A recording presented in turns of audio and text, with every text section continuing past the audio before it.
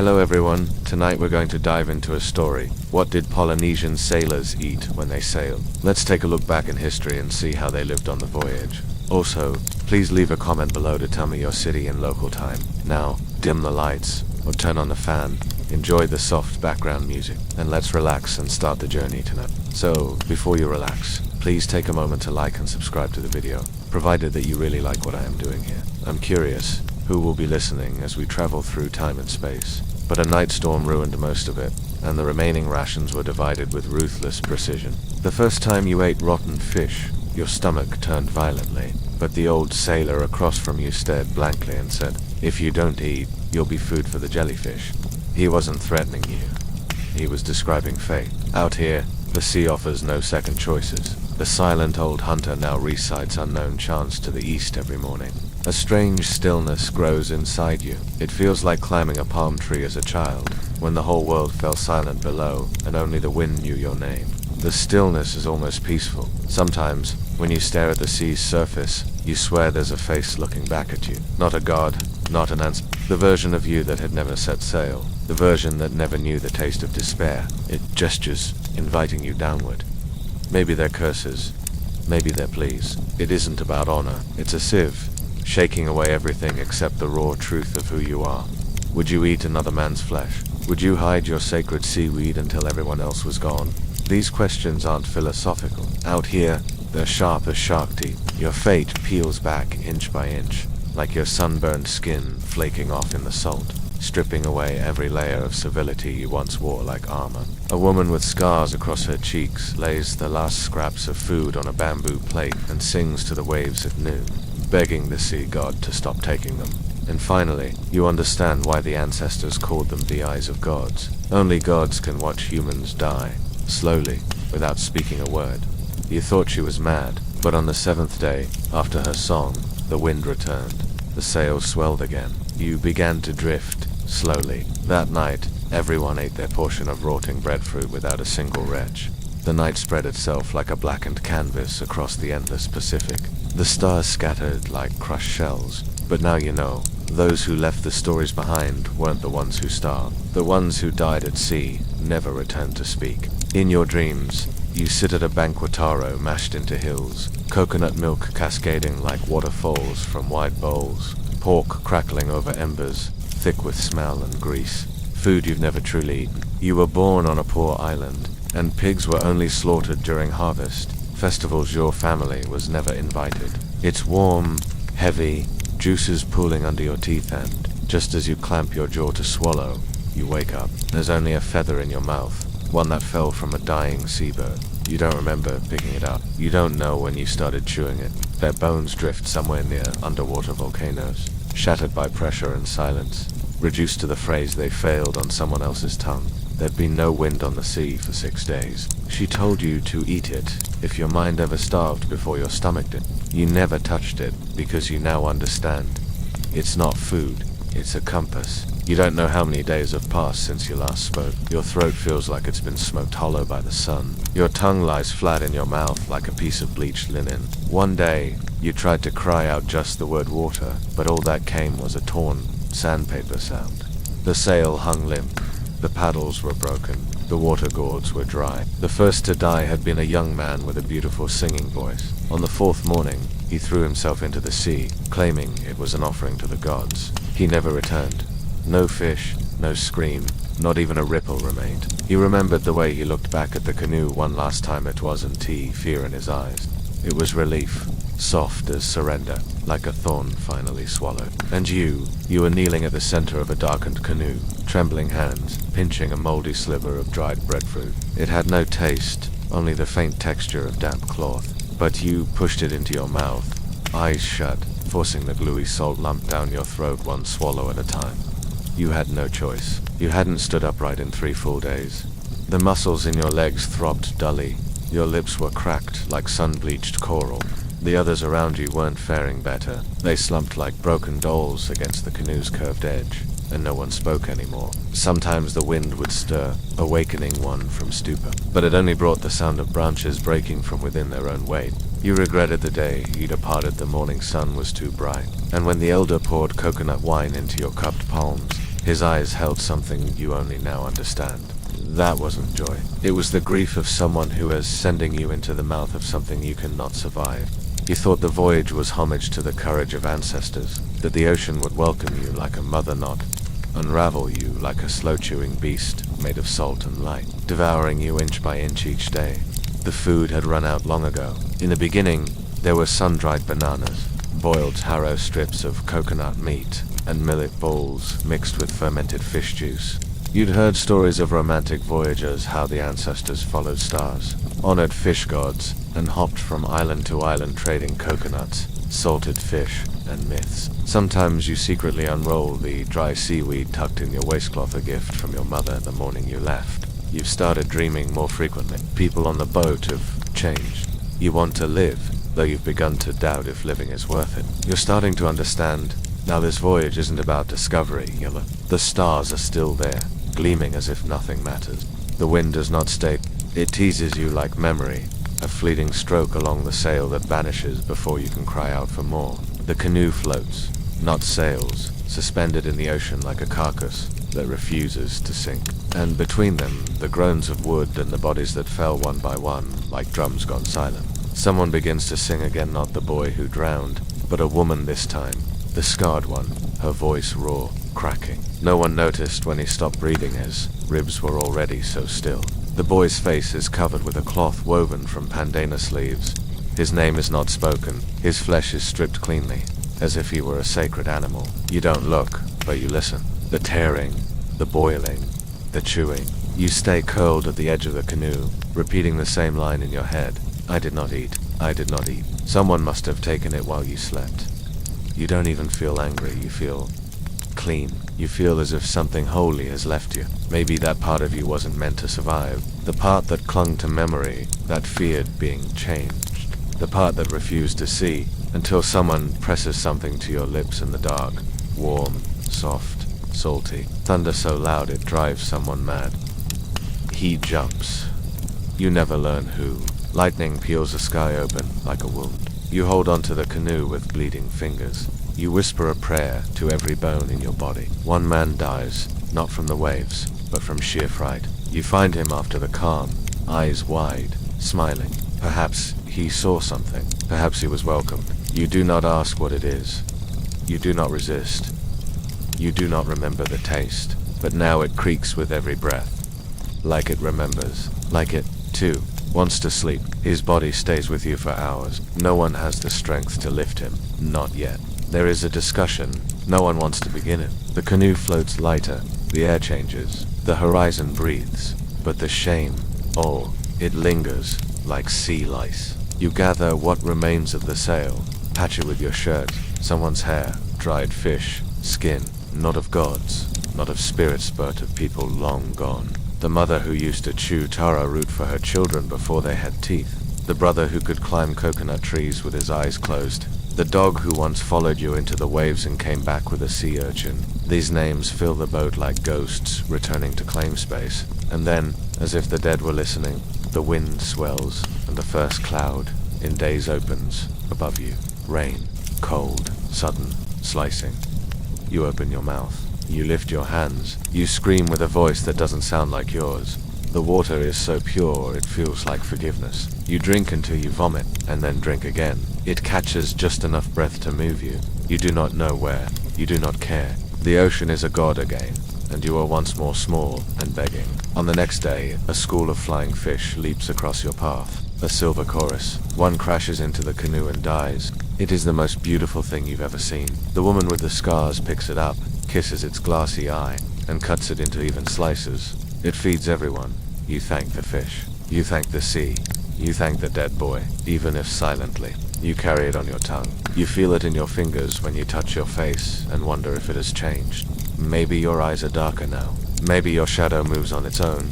You can't tell anymore. You start whispering apologies not to the boy, but to your mother, whose seaweed you still keep hidden. You tell her you're sorry, again and again, until the wind returns for real. You all know what must be said. The eldest breaks the silence, his voice like dry leaves. The sea gave him back.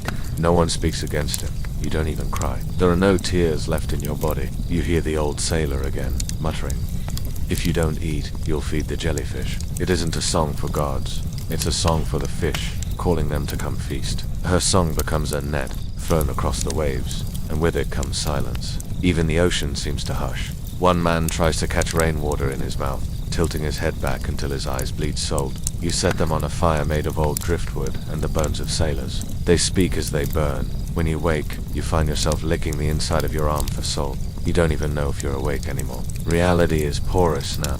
Another bites into the wood of the outrigger, gnawing at it like it might sprout fruit. You begin to see small fires on the horizon. A child waving from a cloud. A woman made of mist climbing aboard and whispering your true name.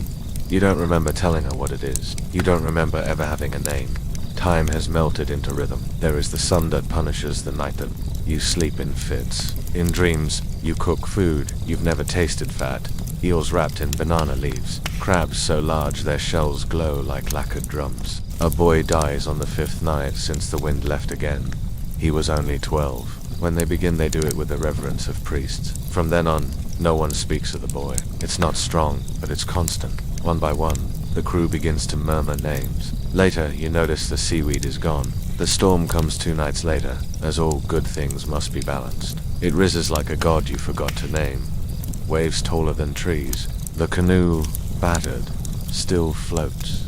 Days bleed into nights with no markers, only the slow ebb and flow of despair and faint hope flickering like a dying ember beneath the wave. Your body is a map of salt and sunburn, each acre stanza in a poem of survival that no one will ever hear. Your thoughts wander to home, to the scent of ripe breadfruit in the early morning, the laughter of children chasing crabs along the shore, the warm hands of your mother pressing seaweed into your palm, whispering, "This is life." The old hunter mutters prophecies, words tangled in pain and reverence, eyes glazed but burning.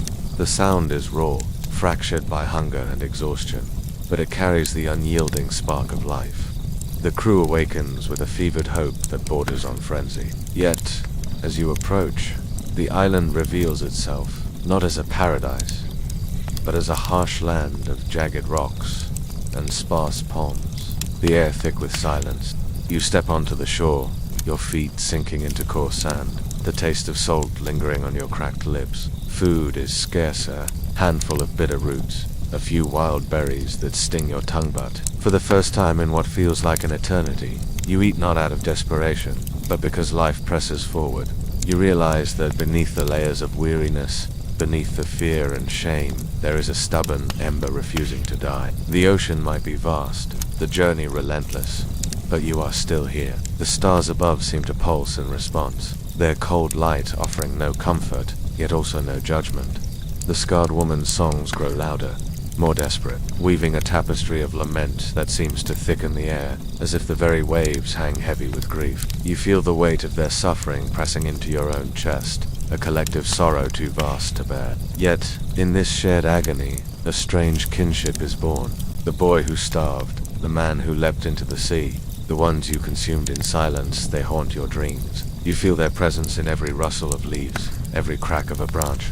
The island is a graveyard of memory, a silent witness to your survival and your sins. You realize that nourishment here is not just food, but the heavy weight of choice, the terrible calculus that survival demands. You are all fragments of a shattered dream, floating together in a sea of uncertainty. You sit beneath a twisted tree, watching the waves crash and recede, the relentless rhythm mirroring the turmoil within. You are both prisoner and pilgrim, bound to the ocean's mercy and to your own frailty. The voyage is not over. It has only deepened, carving new scars into your soul, as surely as the salt carves your skin. Now, life tastes like salt and decay. The dried fish that once promised strength has become the texture of despair, and the memory of fresh water is a cruel mirage. You clutched a piece of seaweed your mother gave you like a talisman. The edges frayed, but holding meaning beyond nourishment, hope, identity, a tether to who you once were. The ocean whispers secrets in a tongue older than memory, sometimes a song, sometimes a curse, and you catch fragments that chill your blood. You begin to see the faces of those who were lost, not as ghosts, but as echoes in the foam, their eyes carrying the weight of stories left untold. Their hunger has become yours, their thirst, your nightmare. The canoe no longer feels like a vessel, but a cradle rocked by the hands of an indifferent god who does not care which children it crushes. You try to count the days, but the sun burns out your mind's tally, and the stars blur into one endless eye watching your descent. The men around you shift from living souls into something else. Shadows that shuffle, whisper, and sometimes scream in the dark hours. One night a voice breaks through the silent ears, though it feels falling calling out to the void. Suddenly, the horizon shifts. A dark shape looms on an island, real and tangible, not a phantom born from delirium. Yet, even in this brief reprieve, shadows cling. Your body remembers the sea's brutality. Your mind wrestles with the ghosts of your past and the uncertain path ahead. The island's silence presses against you like a suffocating shroud, each breath heavier than the last, weighed down by the memory of the endless sea. Your skin itches with salt and fever. Your mind reels with the images of the men who are no longer with you, faces twisted in agony and regret. The jagged rocks glisten wet in the morning light, cruel reminders of the violence beneath the calm. You walk among the palms, the brittle leaves whispering secrets of survival, of sacrifice, of the unbearable price paid for each mouthful of bitter root and sourberry. Every step you take is a pilgrimage through your own guilt and desperation. Each meal is a victory tinged with sorrow, a fragile reprieve that cannot erase the memories lodged deep within your mind, the faces of the drowned. The cries that died with the wind, the quiet desperation etched into every moment of the voyage. The island is but a pause, a breath, held in the vast, merciless expanse of the Pacific. The sea waits, patient and indifferent, ready to swallow you whole or set you free. And you must decide which fate you will accept. Night falls swiftly, and with it comes the chorus of insects and distant calls that both soothe and unsettle. The ocean calls again, its voice a siren song, promising release, or perhaps redemption. You wonder if the sea remembers you, if it recognizes the soul it has battered and broken. Somewhere between the ache of your body and the sharp edge of your thoughts, you find a flicker of something like hopper, fragile flame that refuses to be extinguished. You sit by a small fire, its flickering light painting your face with shadows that seem almost alive, as if the darkness itself were breathing. You recall the boy's wide, empty eyes and the old sailor-esque harsh warning, the thin line between life and death, blurred by hunger-esque, cruel logic. You taste ash in your mouth and wonder if the fire-esque warmth can chase away the cold inside you. The cold that settles deep in your bones and refuses to be. The scarred woman approaches, her voice low and steady, singing the ancient chants of the sea. Her melodies weave through the night air, a fragile thread tying you back to something greater than this island, greater than the pain. You chew it slowly, the bitter taste a reminder of home and of the life you once knew. It grounds you, even as your thoughts spiral into darkness, wondering if you will ever see those shores again. If the ocean will finally claim you like it has claimed so many before. In her song, you hear echoes of distant waves, the pulse of tides long past, and for a moment, you are lifted above your suffering. Yet, when the last note dies, the silence returns, heavier than before, filled with unspoken fears and the weight of too many losses. You reach into your waistcloth and finger the dried seaweed your mother gave you. Its texture, a small, stubborn link to a world slipping further away. Days pass in a blur of searching for fresh water, gathering what scant food the island offers, and battling the gnawing hunger that refuses to be sated. You lie awake beneath the stars, feeling the island's pulse beneath your skin, the restless beating of a heart both cruel and kind. But hope is a dangerous thing here. It cuts like a knife, sharper than hunger, colder than the endless nights. You know the journey is far from over. The horizon stretches endlessly, a merciless line that mocks your exhaustion and dwindling hope. You stand on the island's ragged edge, watching the sea churn and shimmer with secrets you cannot grasp. Yet within you burns a quiet fire, a defiance born from the deepest well of human will. You taste the bitter fruit the island offers, each bite a reminder of the fragile line you tread between survival and surrender. Her voice rises, raw and trembling, weaving a lament that threads through the heavy air. In her song, you hear not only grief, but a fragile hope, her plea to the gods, to the sea, to whatever forces govern fate. The ocean's song drifts to your ears, a lullaby and a warning intertwine. The canoe waits, battered but whole, a fragile thread linking you back to the endless blue. You step aboard, heart pounding with a mixture of dread and determination. The journey resumes not just a voyage across water, but a passage through memory, loss, and the unyielding will to survive. You close your eyes and surrender to the restless tides within, knowing that the voyage is far from over. The island's bitter fruits sustain you for now, but the sea's call will come again, relentless and unforgiving. Her eyes meet yours, and in that gaze, you see a shared burden, a recognition of the price you both pay. You clutch the last remnants of your mother's seaweed, its dry texture grounding you to a past life, fading like a distant star. The ocean is no longer just water and salt. It is a living memory, an indifferent witness to your pain and resilience. Their stories, their faces, etched in the salt and sweat that cling to your skin.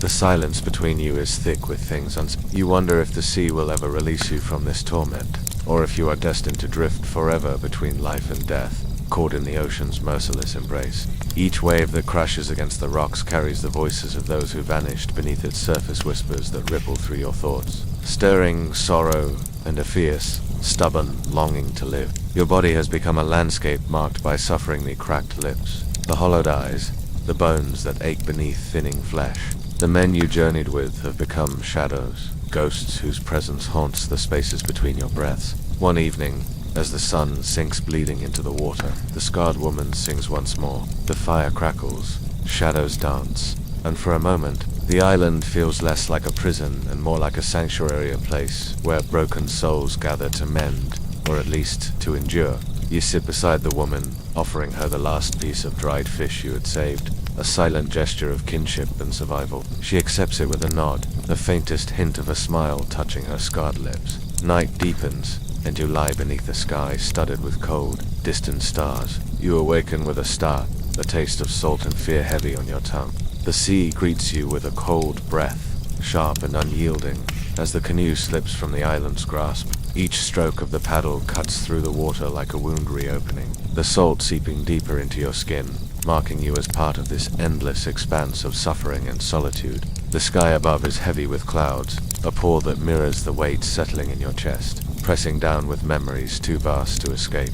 Each sunrise brings no promise, only the merciless glare of the sun roasting your skin, and the endless horizon stretching like a prison wall. The ocean's voice is constant, a low hum of sorrow and indifference, whispering secrets that slip through your grasp like water through fingers. The ocean is eerily still, reflecting the pale light like a mirror of your own battered soul. Your thoughts turn to the island left behind, to the faces that haunt your dreams, to the bitter fruit and the scarred woman's songs. You clutch the seaweed once more, the taste lingering like a promise and a curse. Somewhere beyond the horizon lies either salvation or oblivion, and you are caught between both, a fragile thread suspended over the abyss. The crew is diminished, some lost to the sea's hunger, others broken beyond recognition. Yet amidst the wreckage, there is a flicker of something unspoken, a bond forged in shared suffering and the unyielding will to endure. You realize that this voyage is no longer just a journey of the body, but a crucible for the spirit, a trial that demands sacrifice and reveals the depth of human endurance. You find yourself speaking to the sea, pleading for mercy, for a sign, for an end to the ceaseless torment. The sea answers only with silence, its depths hiding both salvation and doom. Your hands tremble, not just from exhaustion, but from the slow erosion of hope, the quiet reckoning with the cost of survival. Around you, the crew, what remains of them, move like ghosts, their faces etched with lines of pain and resilience, each carrying stories that will never be told, secrets swallowed by the sea. You clutch the dried seaweed tight, the last tangible piece of home you carry, its bitter taste a reminder that even in the darkest depths, fragments of life endure. Hunger gnaws relentlessly, a beast with sharp claws tearing at your insides, yet your spirit clings to the fragile thread of defiance. Memories flicker vivid and haunting of your mother's hands weaving baskets, the laughter of children chasing waves along the shore, the sacred rituals beneath the moonlight that once bound your people to the ocean's mercy. Now, those rituals feel like distant echoes, drowned beneath the roar of the relentless tide. The days blur into night, time dissolving into a continuous struggle against the void. One night, a sudden storm rises without warning, dark clouds swallowing the stars, thunder shaking the sky like the drums of ancient gods. The canoe pitches and groans beneath the onslaught, the waves crashing over the sides in icy top. You grip the splintered wood, your knuckles white with fear and determination, the salt water stinging your eyes. Around you, the crew cries out, some in terror, some in prayers, others in defiance. The storm rages as if the heavens themselves sought to punish or purify, a baptism by fury that strips away all pretense and leaves only raw existence. When dawn breaks, The storm has passed, leaving a fragile calm and a sky washed clean. The canoe drifts forward, propelled by a gentle breeze, carrying you closer to the unknown.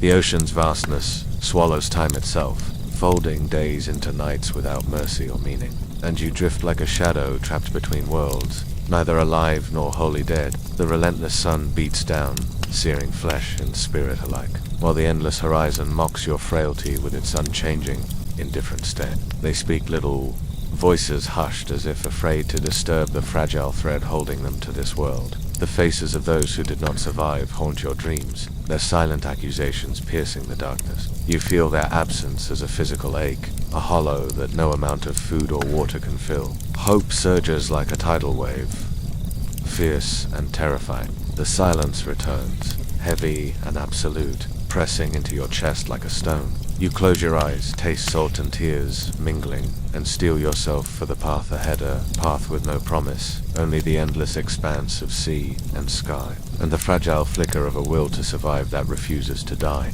You strain your eyes, heart pounding with a desperate need for rescue or ruin. The shape grows a sail, a bird. The world narrows to that single point, a fragile thread between salvation and despair. The crew stirs, whispers ripple through the fragile calm, and for a moment, the relentless journey seems poised to change course. The sea's song is a mournful lullaby, promising release, or perhaps eternal torment. You wonder which is the greater mercy. The scarred woman sings sometimes, her melodies haunting the empty spaces, weaving spells of lament and hope that rise and fall with the tide. The shame, the necessity, the surreal blending of hunger and horror plays on repeat, a dark symphony that you cannot silence. You try to reconcile the man you were with the shadow you have become, but the gulf grows wider with each passing day.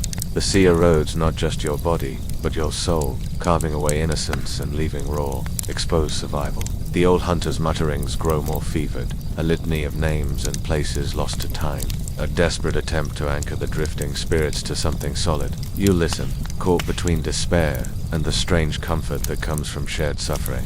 Your hands, once steady and strong, are now cracked maps of pain, the skin peeling like ancient parchment, telling stories of endurance and decay. Every breath is a labor, each heartbeat a defiant drum, echoing through the void. You clutch the last piece of your mother's seaweed dry, bitter remnant of a life that feels more ghost than memory, and taste its cold bitterness like a benediction and a curse intertwined. Around you, the remaining souls are shadows flickering on the edge of oblivion, their eyes hollow but still burning with the faint embers of will. Night falls like a shroud, the stars distant cold pinpricks in a velvet sky, and you find yourself wrestling with memories that feel both distant and unbearably close. Your mind flickers back to the moment you first tasted the flesh of the boy, the axe seared into your memory like a brand.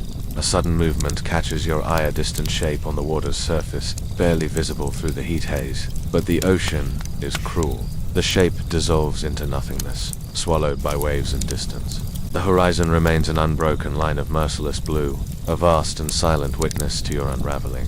Each day blends into the next, a slow dissolution of time and self, where hunger and thirst gnaw relentlessly at your bones and spirit. Your hands, once tools of strength and skill, now tremble as you clutch the cracked remnants of the dried seaweed, its bitter taste, a tether to a past life fading like smoke on the wind. The canoe rocks beneath you, creaking with the weight of shared suffering, carrying you forward into an unknown that feels more like oblivion with every passing moment.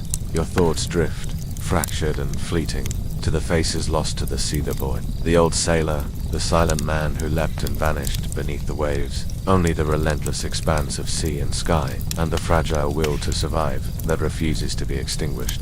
The voyage continues, a crucible of endurance and despair, carving new scars into your flesh and soul as you drift deeper into the ocean's dark heart. Their absence is a hollow ache inside you, a wound no salt water can cleanse. The scarred woman's songs echo faintly in your memory, their haunting melodies a fragile thread of hope woven through the tapestry of despair. The old hunter's mutterings swirl in your mind, names and places like fading stars, desperate anchors in a shifting sea of loss. Night descends like a shroud, the stars cold and distant, indifferent to your plight. You lie awake beneath the vast sky, the ocean's endless song a mournful lullaby that sings of both release and eternal torment. Hope surges within you, raw and terrifying, as the possibility of rescue or ruin hangs in the balance. The crew stirs, whispers ripple through the fragile calm, and for a moment, the relentless journey seems poised to shift. But the ocean is unforgiving. The shape dissolves into the seas.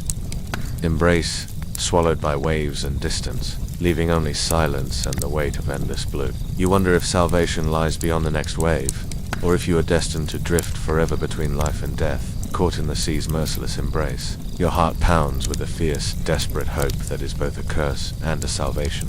A fragile ember flickering in the darkness. A sudden flash on the horizon draws your gaze a shape, faint and fleeting, barely there.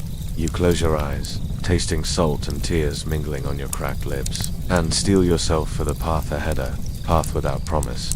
The days grow colder, the sun retreating behind a veil of grey, as if the sky itself mourns the journey's toll. You feel the weight of silence pressing in, a quiet so thick it becomes a living thing, crawling beneath your skin and settling in your bones. Those moments now seem like distant dreams, faded paintings on the canvas of your mind, stained by salt and sorrow. The ocean's endless expanse feels like a prison forged by water and sky, and you, a prisoner chained to the relentless tides. Hope surges, raw and fragile, igniting a fire deep within your chest. The crew stirs, whispers ripple through the shadows, and for a moment, the vast expanse feels less like a prison and more like a path to salvation.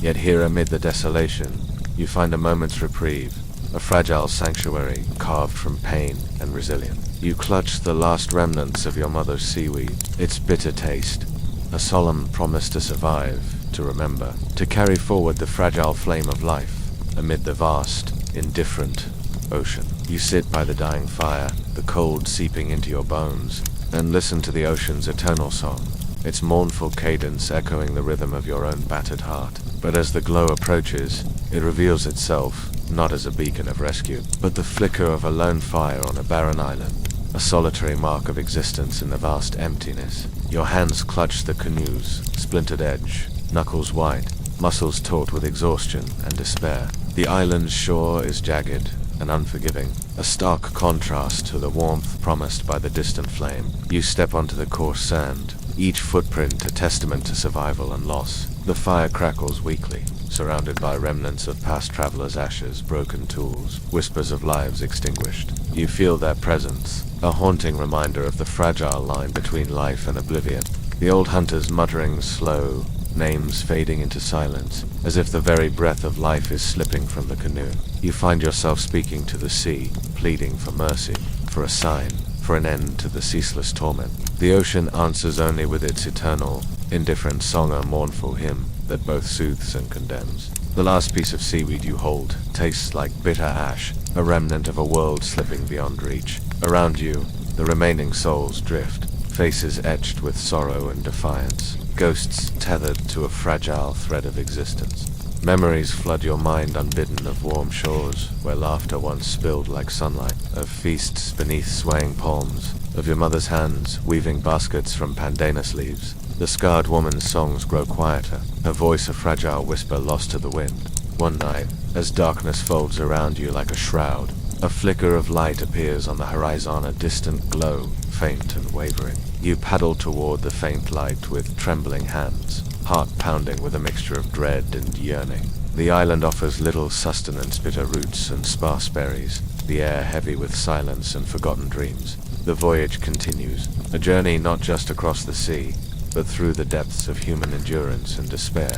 The final dawn rises like a whispered judgment, pale and fragile against the bruised horizon. Your body is a map of scars and salt, each breath a labor etched into the ledger of survival. The canoe rocks gently beneath you, carrying the remnants of a voyage that has stripped away all pretense, leaving only raw, unvarnished existence. You clutch the bitter seaweed once more, the taste a bitter benediction, a tether to a life slipping forever beyond reach. The faces of the lost haunt the quiet spaces between heartbeats.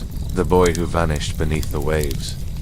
It lives within you in every scar, every memory, every breath drawn against the vast, merciless sea. You are both lost and found, broken and whole, a fragile flame flickering in the heart of the ocean's dark vastness. And as the canoe drifts onward, carried by the endless tide. You carry with you the stories of those who sailed before, the weight of their sacrifices, and the enduring will to survive. The old sailor whose voice is now only a memory, the silent shadows who gave their flesh and stories to the sea's relentless hunger. Around you, the crew moves like fragile ghosts, their eyes mirrors reflecting the shared agony and stubborn will to endure.